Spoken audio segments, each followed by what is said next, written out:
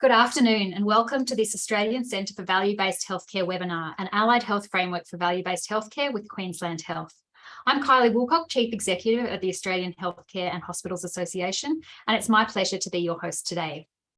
Before we get underway, I would like to acknowledge and pay my respects to the traditional owners of the many lands on which we meet and recognise their continuing connection to land, water and culture.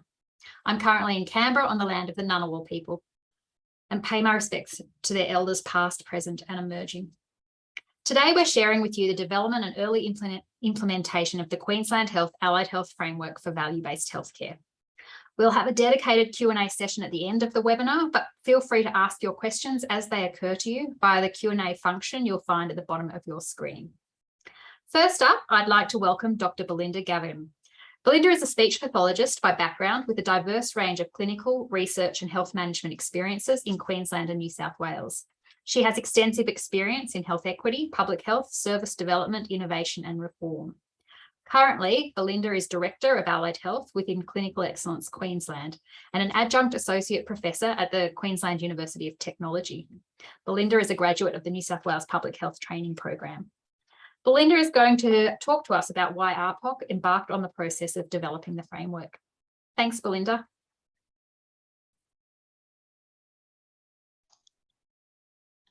Thanks, Kylie, and thanks everyone for the opportunity to present today. So as Kylie said, I'm going to provide the overview and why we embarked on developing an allied health value-based care framework. So we know that value-based care is a global movement that provides a framework for restructuring healthcare systems. It provides a person-centred and sustainable way to support decision-making. It's also a priority within Queensland Health.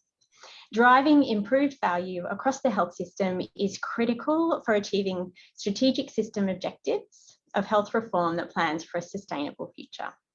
The Queensland Clinical Senate back in 2016 challenged our consumers, our clinicians and our healthcare executives to question existing models of care to ensure that there is a real benefit to patients for the investment of resources and find opportunities to move resources away from low value to high value models of care. A number of allied health models and services were identified, as well as many challenges to the delivery of high value care. At a statewide level within Queensland Health, we have the Choosing Better Care Together program, which is our mechanism to pivot from a system focused on activity and throughput to a system focused on high benefit care and meaningful healthcare outcomes for our communities. The work is shaped and oversighted by consumers, executive sponsors and clinical sponsors from medicine, from nursing and from allied health. The program progresses the value-based care agenda through clinically led initiatives in specific areas of healthcare practice. It aims to give clinicians and consumers the time, the tools, the information, the confidence and the skills they need to make high-value healthcare decisions in partnership with one another. And the program has been focused on 4 work streams to date: palliative care at home, high-benefit surgical care, high-benefit gastroenterology care, and high-benefit cancer care. Value-based healthcare is also a key focus of a recent report that was released by Queensland Health, the Unleashing the Potential and Open and Equitable Health System.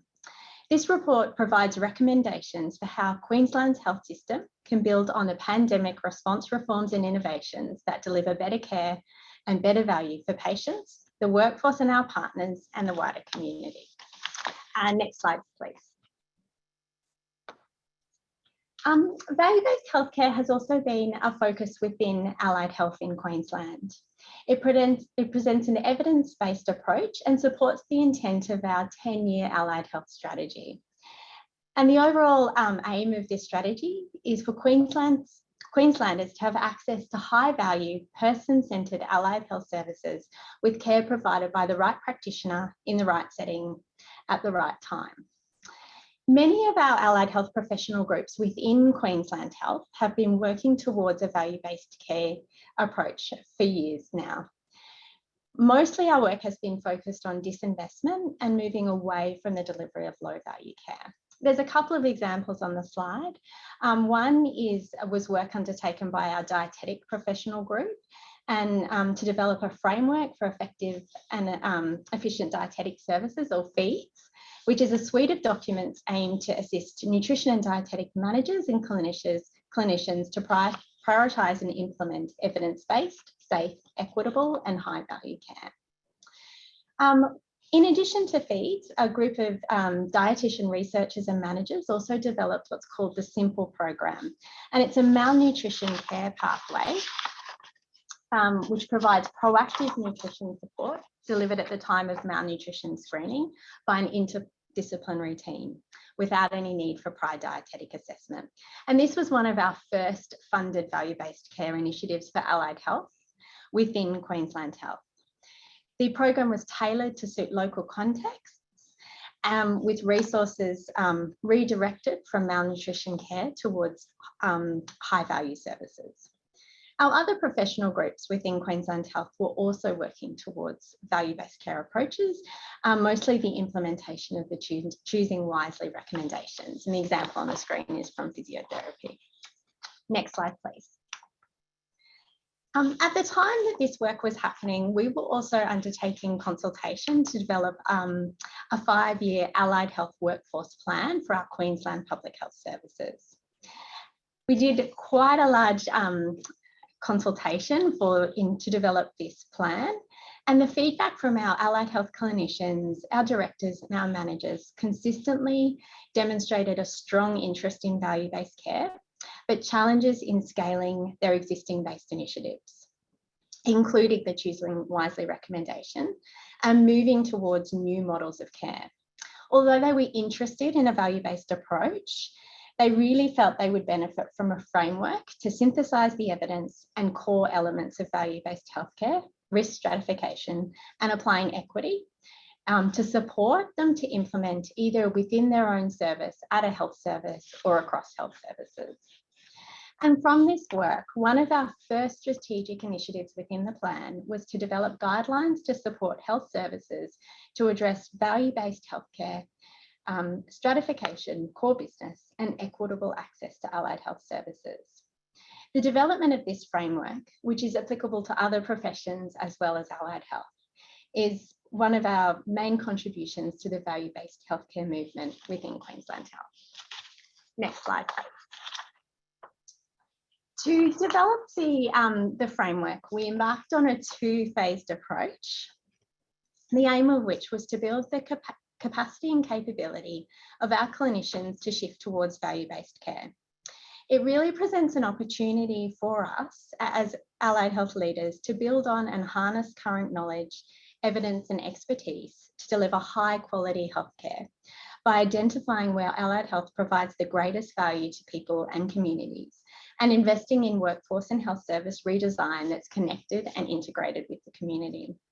The first phase was to co-design the value-based care framework, which could be tailored to allied health services. And the next phase, which is where we are at the moment, is to implement and evaluate the framework using selected pilot sites. If successful, the framework will be available to assist allied health services across the state to shift towards value-based care individually across their health services or across multiple health services. We know and recognise that each health service will likely have challenges that are unique to their own community and consequently prioritise their clinical services differently. But we hope that by implementing this framework in a collaborative way, it will assist services to share their learnings and move towards becoming health services that reflect patient and public value. We're incredibly proud of the framework, and I'll hand over now to Kylie to present what it looks like.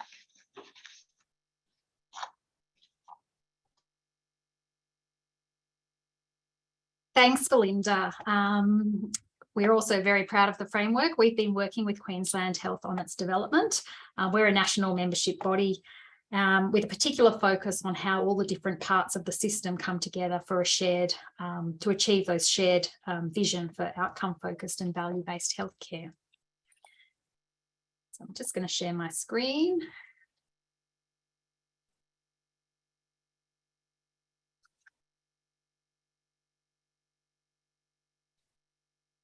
So as Belinda had mentioned, value-based healthcare is a global movement that provides a framework for restructuring healthcare systems. And we've been watching it play out internationally in the US, the UK, across Europe, Asia, and New Zealand, and here in Australia. And as Belinda noted, specifically in Queensland. The shift towards value-based healthcare is not something that can occur in silos. All parts of the system need to work together to share knowledge, develop partnerships, and build processes that support the delivery of integrated care across the entire care pathway.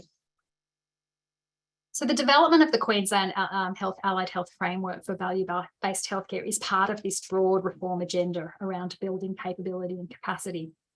The framework has been developed by drawing on a framework that was developed by the international pioneers in value-based healthcare, Elizabeth Teisberg and her team, but also undertaking a comprehensive consultation process with both consumers and allied health professionals across Queensland Health. But while the development of the framework has been developed with the allied health community, it's important to remember that by its very nature, value-based healthcare is about bringing integrated teams together to improve the outcomes of people and communities. And those teams can be broad, not just the clinical workforce, but support staff, administrative staff, management, executive. Teams can be within Queensland Health or extend to teams that span a person's entire care journey. As such, I do want to emphasise that the framework itself is not profession specific and will provide a useful guidance for anyone with the health system, within the health system looking to shift towards value-based healthcare. However, the framework does contextualise value-based healthcare for allied health professions through the case examples included. The classic definition of value-based healthcare defines value as the improvement in health outcomes for the costs of delivering those outcomes across the full care journey. But what does that mean in practice? In all of our conversations around value-based healthcare, throughout the consultation and with people considering value-based healthcare within the Australian healthcare system, this is one of the questions that comes up most. It's obviously more complex than this simple equation reflects, and that how is the guidance the framework provides. However, the equation does highlight where that emphasis needs to be. The focus is on the outcomes that matter for the resources, with consideration of a person's entire care pathway. And what is also important to keep in mind is the better has no limit. So the shift to value-based healthcare is not a project or a series of steps you just follow in a sequence. It's about establishing a culture and systems where you drive improvements in the outcomes that matter. So back to the framework. The result of the research and the consultation process is the framework shown on this slide, conceptualised by two interlined cogs. You can see this large cog in the middle draws a lot from the Teisberg framework. These are the critical elements that support the shift to value-based healthcare. There are 4 domains to this: understanding the care pathway and shared needs, measuring what matters, supporting an outcome-driven workforce culture, and designing for outcomes. Any one of these domains presents an opportunity to shift towards value-based healthcare. In the shift, you can approach any one segment or you can approach all together. As I mentioned before, this isn't a single sequence where you start, will depend on the circumstances of your particular service and your priorities. However, when it comes to using the framework, it is this latter point that was highlighted through our consultation process as being important to understand. People really want to understand what has to be in place before you can get started. And that led us to embed the second smaller cog of where do I start? So let's have a quick look at how this might be applied in practice. In deciding how you want to shift to value-based healthcare, it will be no surprise that the where do I start section is where you start. Importantly, there is no hurdle of whether you are ready or not. It's just a matter of starting. Dental Health Services Victoria is one of the services in Australia leading in implementing value-based healthcare, and they're globally recognised, having won the 2022 Value-Based Healthcare Award this year. Their former CEO has stated that it's important not to think you need to have everything in place before you begin this shift. The important thing is that you just start. So in starting, it's important to be clear that this is not about working out what you're going to do or whether you are ready, but focusing your attention on an area of need. And the best way to explore need is to think about consumers. This can't be an afterthought. It has to be at the forefront of your mind as you conceptualise the shift. Value-based healthcare doesn't exist without people and communities front and centre. You want to be thinking about the processes and the mechanisms you can leverage to ensure that consumer voices are at the centre of your shift. as embedding consumer voices is, in all stages enables the design of services that are focused on improving the outcomes that are important to those people who are using or should be using your services. You'll also start to define your population segment. Value-based healthcare is centred around a group of people with shared health needs. So here the framework looks at how you might separate populations into groups so that we can better assess each group's wants, needs and health priorities. And as members of Queensland Health, you'll also have to be mindful of the scope of Queensland Health publicly funded services and the role of your facility. And this will be the same case across the country if this framework was applied in other contexts. Then you also need to consider your sphere of influence. Implementing value-based healthcare can involve incremental changes through to big bang reforms. What you pursue along that spectrum will be influenced by the network of people engaged in the process, their commitment to drive success, and their capacity to implement and sustain changes. So your sphere of influence is something that can change over time, both for us as individuals as we develop professionally and through our teams and partnerships collectively as we establish and build those relationships that drive success. When assessing our sphere of influence, opportunities to implement value-based healthcare can be supported significantly by clinician leadership. Change is challenging, and clinician leaders are important opinion leaders or champions, as they are able to influence others through their credibility, authority, and status. Effective clinician leaders can encourage and inspire change, creating an environment and culture in which people feel heard, valued, and able to contribute to a collective goal, informed by what works in practice. It's also supported by executive buy-in. Engaging early with the executive of our service, this will build situational awareness, help us to develop balanced proposals, define scope, and strategically frame our ideas for support. Gaining executive buy-in can also help us to link and leverage different organisational silos to work together towards agreed priorities and outcomes. And it can also provide a mechanism for securing resourcing in the form of personnel, space, equipment, time, and money to support the work that you're doing. And it's also important to understand the political landscape of the people, communities and services in which we intend to implement our initiative so that we're aware of and can plan for any potential barriers, mandates or enablers that may impact our initiative's design or implementation. Again, none of these factors stop you from starting the shift. They just might alter what your next steps are. So once you've considered those elements in where do I start, you may then take an approach to address all of these segments of the cog together or start with just one as a priority. Remember, it's not necessarily sequential. Depending on where your starting point is, you're likely to have different strengths and opportunities, and so may prioritise differently. So I'll step through each of these segments.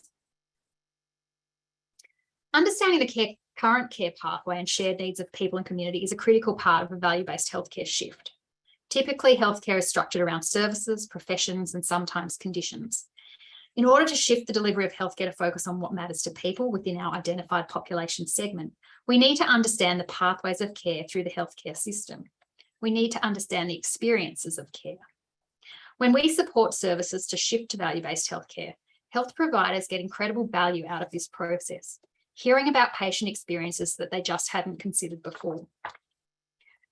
Now, I'm not talking about the care pathways that we're typically familiar with, such as this one. This is the optimal cancer care pathway that was developed by Cancer Australia.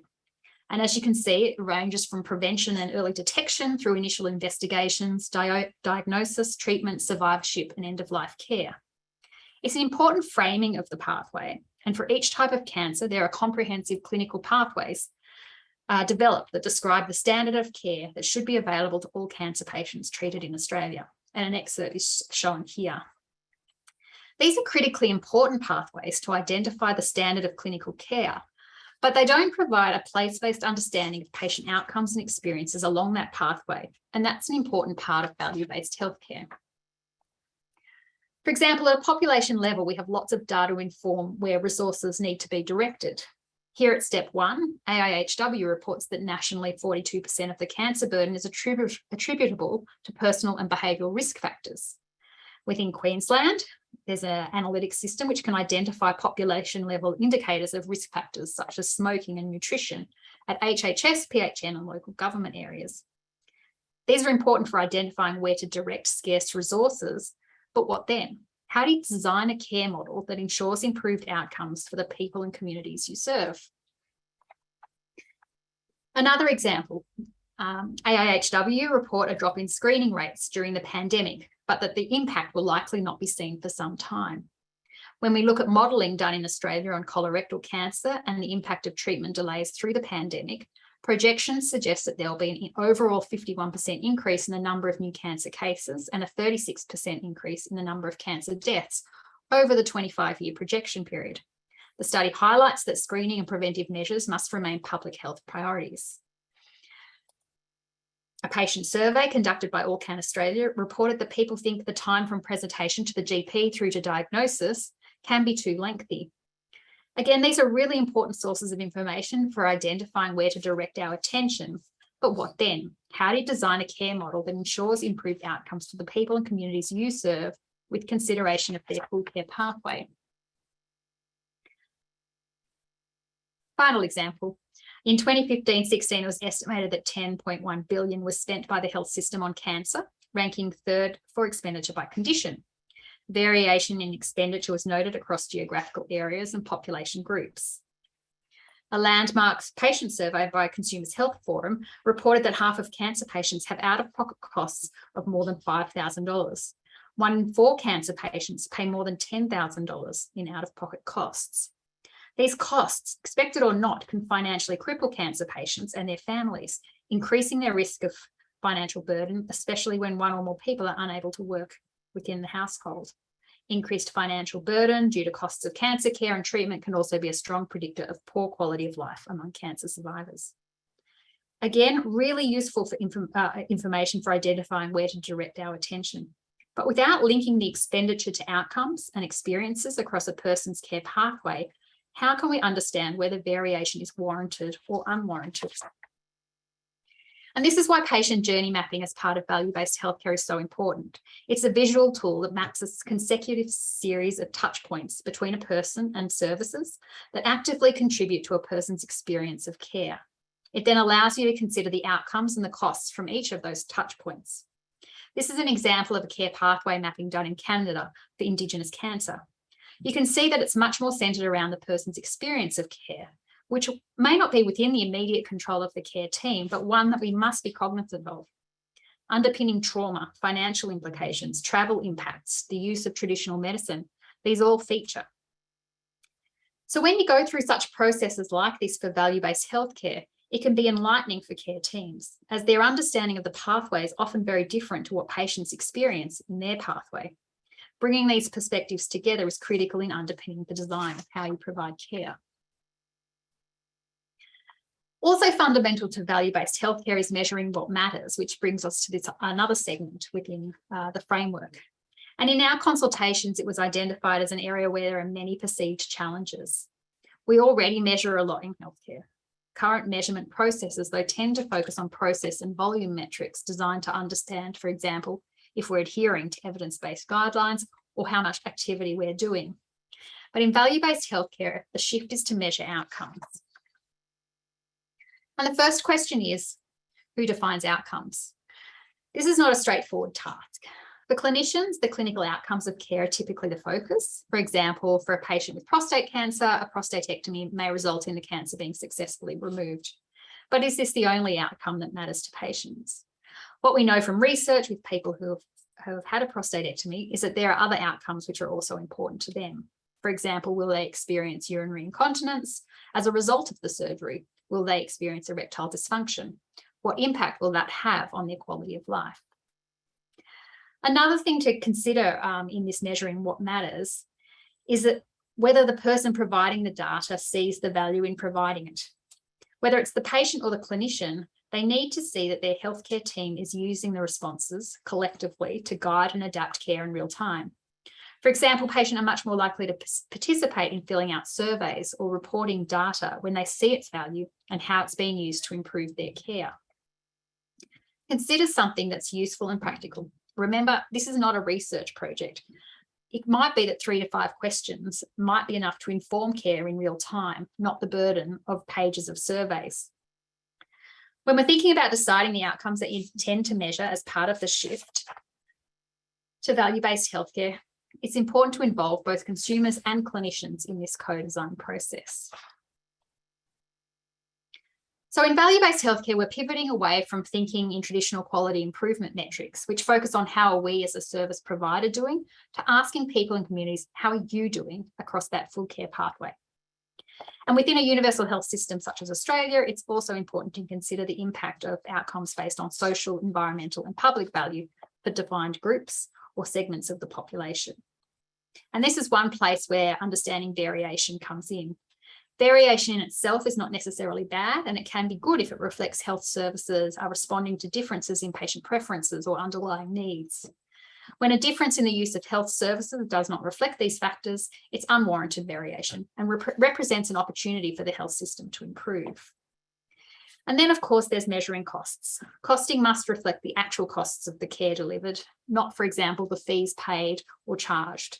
And this includes both direct and indirect costs, and recognises they're often distributed across many providers and divisional units within providers, as well as the person and their family or carers. Costs include both costs incurred to the system as well as the costs to individuals, something we can easily neglect to take into consideration. What you'll know, though, is that any kind of measurement requires a level of trust. Trust that data will be used for improvement, not as a weapon. And that's easier said than done. If you don't have that trust, you may want to start with creating an outcome-driven workplace culture supportive of value-based healthcare change. A person-centred outcome-driven workforce culture involves pivoting this perspective of health services from the organisation of care around providers towards care structured around the identified shared needs of people and communities.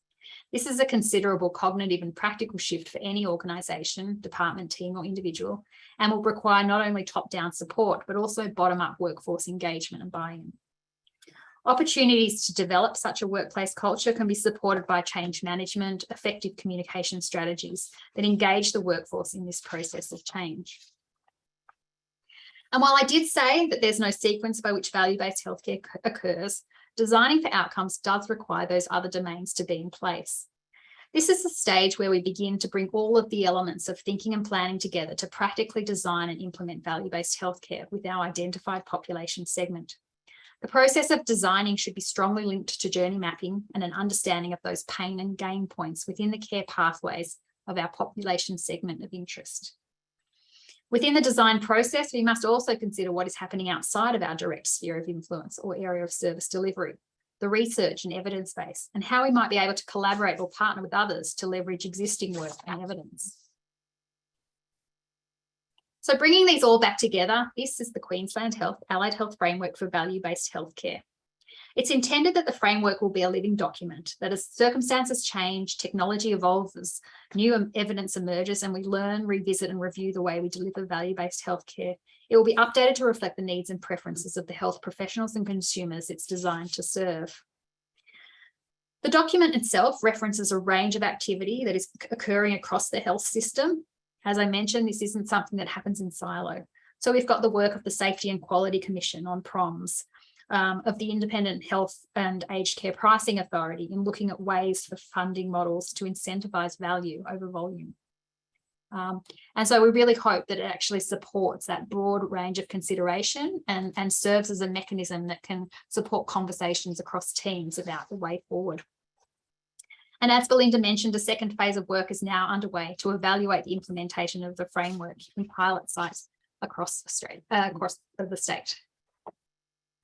I'm going to stop sharing now because what we would like to do is, apologies, I would like to now hand over to Doug Murtagh. Doug is a physiotherapist who works within Darling Downs Health, Queensland Health, as an advanced allied health practitioner. He's worked for over 20 years, predominantly in neurological and vestibular rehabilitation. And over the past 10 years, he's also been involved in the development and implementation of several transdisciplinary allied health roles, aiming to create efficiencies in the care of subacute elderly patients. Since March of this year, Doug has been employed as the project leader for an ARPOC-funded project optimisation of the subacute patient journey. And this project is aiming to utilise a clinical redesign framework to identify inefficiencies with current care processes and then identify, implement and evaluate solutions. So while we haven't released the framework yet, we have asked Doug to reflect on the framework in the context of the clinical redesign work that he does. Thanks, Doug. Thanks, Kylie. Yes, thank you. And thanks to AHA and ARPOC for providing me with the opportunity to talk about our experience. First of all, I just wanted to describe the setting for our project, which Kylie's touched on, but we're concerned with allied health care on inpatient medical wards here at Toowoomba Hospital. This is a setting with high patient volume and demand is steadily climbing. There has, for example, been a 14% increase in ED presentations at Toowoomba Hospital over the last 2 years, with similar increases in hospital admissions. So the goal when we commenced this project was to improve our processes of care, primarily to enhance flow and service capability. This was the obvious priority in a system bursting at the seams, and often with patients who are not medically unwell as such. This diagram probably provides a good illustration of where the project started from too, in that our focus was on what we were doing as groups of health professionals and on system delays and duplication rather than the patient experience. Next slide, thanks. So just to reference our project directly to the framework, in terms of understanding our people and communities, the centre of, which is the centre of the framework, Toowoomba has a particularly ageing population. There's greater representation of Indigenous and low socioeconomic status populations, and with that comes associated chronic disease. The care pathway is multidisciplinary care for subacute patients. So our population segment, if you like, is patients admitted under a medical team to Toowoomba Hospital who, by definition, have loss of function and or quality of life, and by extension, allied health need, whether or not they've been recognised. The sphere of influence is care allied health can provide and facilitate, recognising that the overall care patients receive is reliant on the whole multidisciplinary team, and that the outcomes driven within the overall system and the workforce culture at present and previously may be more about creating patient flow and capacity than improving patient function or the patient experience. Put simply, we need a bed. In this system, all clinicians, allied health concluded, are typically time poor, particularly given the high volume and demand. And as identified by one of our allied health clinicians, the system is like a conveyor belt of assessment. So overall, we can certainly see that there's some significant barriers. Can value-based healthcare actually be used at all, particularly given that the system is so geared around meeting the high volume demand? X patients need to be seen in Y hours. Length of stay targets are matched to DRGs and linked to funding. So where do we start with this? Well, the good news is that you don't need to start anywhere in particular. For us, we started with the patient story, appropriately located within the middle of the framework and around which the system revolves. So next slide. So I just used this as an example patient story. It was actually a patient I saw in ED last week. So in simple terms, it's about shifting the conversation from one of clearing beds to one where we consider what value allied health can add and then to advocate for that. We know allied health can assist to enhance safety, fall prevention, self-care, mobility, community access, mood, diet, dysphagia risk, services and supports, all applicable in this man's situation. This quote really highlights too how we need to consider what matters to the patients, not just to our service, the risks they identify, their anxieties, their goals, and what adds quality and value to their lives. And we also need to consider the full patient journey. It is about a longitudinal model of care where patients might stay longer in hospital initially, but function is improved, readmission risk is reduced, and patient outcomes are sustained. Recognising the capacity of the redesigned system to impact on longitudinal demand by reducing readmissions is another way to gain support, and a shift of the focus from discharge to improved function. And next slide. So within our clinical redesign project, the big shift for me and the team was actually to properly investigate the patient experience. And you can see that I've just put up some of the findings, not all the findings, but some of the findings and some of the quotes from patients. So take a minute to look at those. In terms of investigating the patient experience, I have to admit that I had probably previously placed limited value on that aspect. I had previous experience 10 years ago with an RCT where patients were interviewed about a model of care change on the acute wards. And generally what we found was that patients tended to be either highly positive and appreciative of all aspects of care, or they're unable to differentiate allied health care from other aspects of care. So for example, the medical and nursing staff, the food, the physical features of the room, etc. But in hindsight, maybe we didn't really evaluate their experience properly. So we decided to listen to the patients properly within this clinical redesign. And that came directly from the involvement with AHHA. We identified a group of patients who had been through our service in the last 3 to 4 months. And instead of just relying on feedback forms or asking them a few questions over the phone, we invited them and their carers to attend a focus group at Toowoomba Library, where we spent 40 minutes listening to their experiences, properly understanding what matters to them. And as a clinician who has worked for over 20 years, it was an eye-opening experience. For example, I realised that what I understood by patient engagement was probably quite different to what they were looking for. And next slide. So this is just a bit of a summary of the impact of the framework. Summarises the impacts of applying this framework. So far, this has been mainly in the diagnostics of our report. So that's the stage we're up to, which has in turn now informed our planning around solutions. So for example, I think the application of the framework has illustrated how we need to prioritise certain things. So 1, communication with patients. 2, identification of patient goals. 3, long-term management planning with patients, particularly around referral to outpatient services. And 4, the importance of patient-clinician engagement for both patients and clinicians alike. And I'll make the point here too of how engagement and patient-clinician interaction align with concepts of compassion as a tool to enhance the clinician experience. We have also found that the patient voice is especially powerful. It speaks to the managers and executive, most of whom have probably been clinicians at some point. And if someone has started their professional life as a clinician, I think they still have an innate drive to listen to patients, to value their experience highly. The best example of this occurred within our project team meetings. So the first meeting after we ran the patient group, focus group, after I presented a summary to the group with some quotes, just like you saw before. In this meeting, there was a marked change. Previous hesitancy around including patients in diagnostics was replaced with not only acceptance, but a marked shift in how we could orientate our services. Suddenly, team members were identifying strategies for improving connection and suggesting that having a proper 5-minute initial conversation with patients just to create rapport was more important than completing all the fields on an assessment form.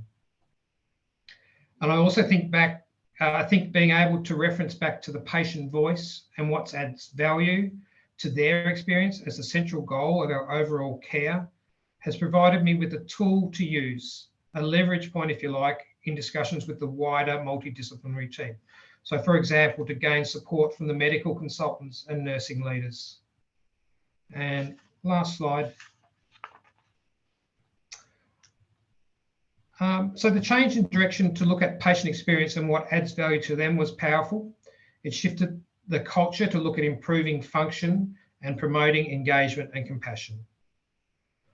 In regards to measuring what matters, I attended a webinar series coordinated by Elizabeth Teesberg, who's one of the pioneers of value-based healthcare.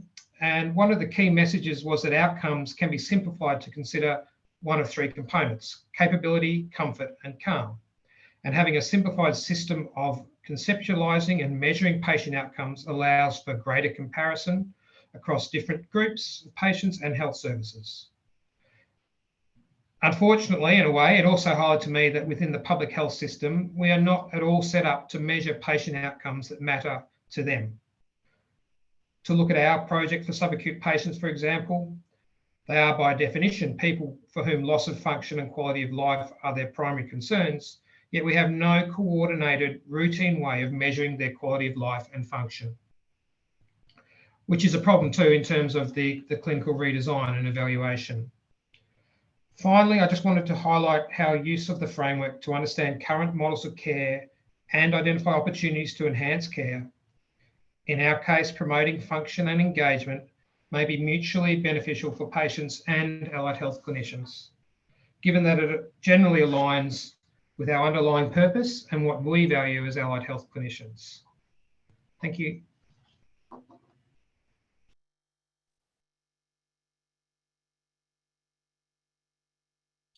Thanks so much, Doug. And I'm sure that helped with everybody resonating much more with the framework when they hear the experience that you've had. We're going to turn to some Q&As now, and there have some come through already. If anybody does have further questions, please just type them in the Q&A. I think I will go through them in order, but what really highlights to me in these questions is that focus on measuring what matters. It really is a challenging area for everyone implementing value-based healthcare. And I will say that there is no one way of doing it. It's no simple solution. There is the International Consortium of Health Outcome Measurement, which does a very large process to bring together sets of outcome measures that can be used. But certainly the experiences of those in Australia of using those ICHOM outcome data sets for informing how they design care is that there does still require a level of adaptation to make them practical for use and make them relevant for the context. So there is still work to be done in that space. And I think certainly for us at AHHA and the Centre for Value-Based Healthcare, we do see this as something that whole of system we want to contribute to in sharing learning across the system. So if Belinda and Doug would like to turn on their videos and microphones, I'll work through some of these questions. So the first one is, how have Queensland Health dealt with the problem of poor or no good data around the effectiveness or value of allied health procedures, practices, processes? Thanks, Kylie. I think that's it's a really good question and is an ongoing challenge for us. As we've been working for quite a long time now on undertaking comprehensive evaluation of our allied health models of care in order to build up the evidence base for these services. And I think that's something that we will continue to focus on quite strongly. We are building in economic evaluation also as a key component of our evaluation, which has been a little bit of a gap for us previously.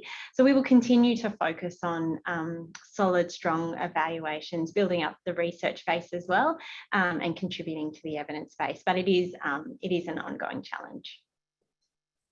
Thanks, Belinda.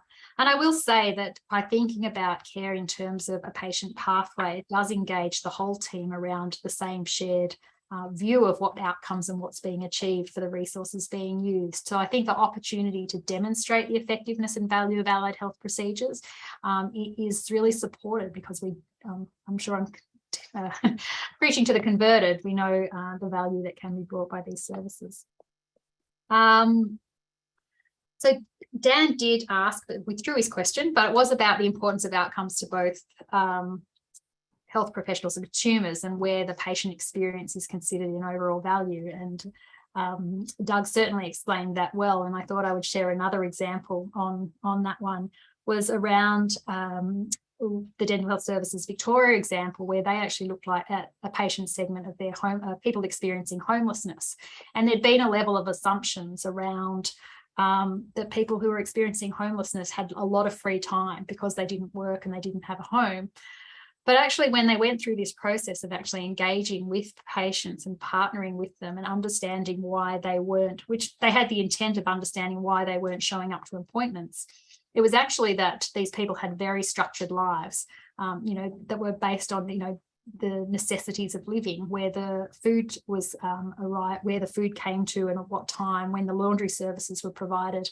And so the service actually identified that if they designed their appointments around these other critical parts of these people's lives, they had a substantial improvement in people showing up to appointments. So I think it's just a nice example of showing it's not about a simple equation of where patient experience fits, but by understanding the patient experience, you really do understand what is influencing how they engage with your health service and ultimately achieve the outcomes that you're trying to support. I don't know if you wanted to comment on that one any further, Belinda? No. So what use is there of patient-reported measures by the framework, Doug, or Queensland Health more broadly? Listening to patients is good, but a quantifiable patient-reported measure is equally important. Yeah, can I? Yes, absolutely. At the moment, our system in Darling Downs isn't set up for that routine measurement. So absolutely, it's something that's been highlighted through this involvement, is that we need to consider that more as a routine data collection and assessment, and incorporating that within our evaluations. So typically our evaluations or models of care changes that we do are evaluated on metrics like length of stay and readmission rates, which are a bit fuzzy in terms of whether they represent improved patient function, for example. So there's lots of inadequacies with the current system, and yes, if we can get routine collection of information that represents patient outcomes and experiences, then absolutely it's something we should strive to do. Thanks, Doug.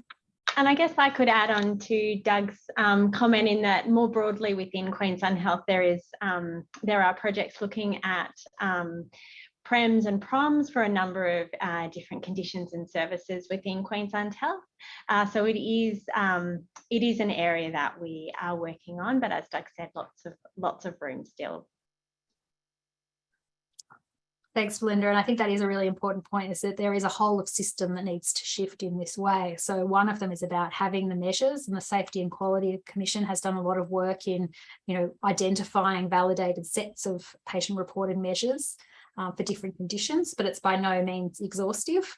Then there's the technology element of it, and we know that the state's certainly driving that forward. But then how do you link up technology systems so that you can follow a person through their whole care journey into primary and community care as well. So I think the potential and the opportunities are there, and we do see the agreement between the federal and the state and territory governments identify this need to consider the entire care pathway. So hopefully we'll see more examples of how the system is working together to shift this way. Question, how could value-based healthcare be translated into allied health service delivery in the private sector, for example, physio? How would this be funded? I might have first go and introduce, unless you had something to say, Belinda. I guess from our perspective, I think the focus in developing the framework was on the Queensland Public Health Service, and that was just because that is our focus. But I feel that it is entirely relevant and could be translated to private allied health service delivery within individual private practices or larger private practices. And the components of the framework would all be relevant to the private sector.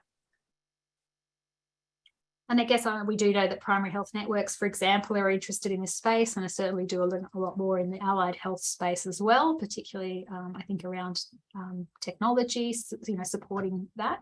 But the potential to be involved in some of this, the design of care, and to all be on the same page about what the process is and what's important, and using the same language, I think the framework can support that integrated consideration that supports the private sector as well. Okay, disclosure of data collected from routine care for outcomes analysis is a major problem. You stated this is not research. How then do you partner with external organisations, for example, university collaborators, who can provide a higher level of sophisticated analysis that may be needed in some situations? For example, cost benefit and comparative effectiveness analyses. These analytic supports are not available within Queensland Health, and legal disclosure of data is almost impossible without a PHA research process. Belinda, can I hear to you?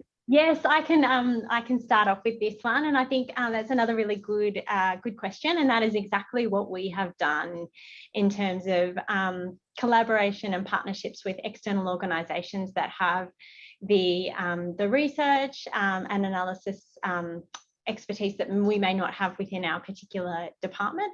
So as in the case of the framework and many of the allied health models of care that we fund through the Department of Health, we have a collaboration actually with Griffith University to provide us with support to undertake economic analysis, and we've used a number of different processes to do that, but often a PHA, as you say, is required in order to do the full evaluation.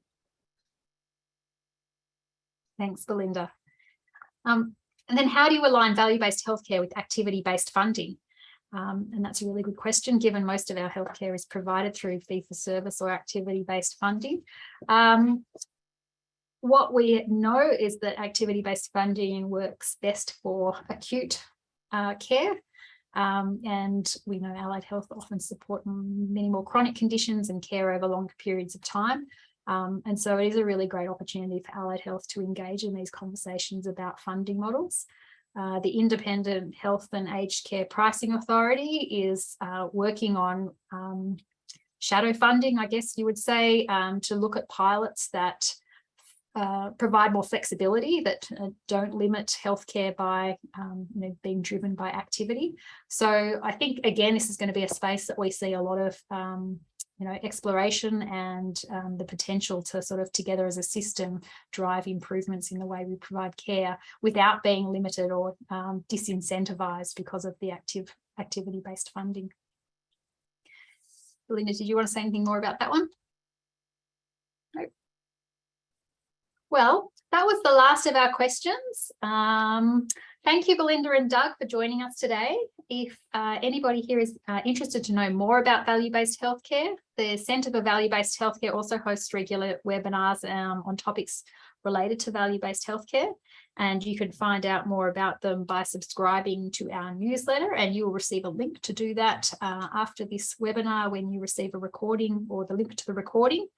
So thank you so much for joining us. I look forward to seeing you again at one of our upcoming events. Thanks, Belinda. Thanks, Doug. Thank you, everybody. Thanks, everybody. Thank you.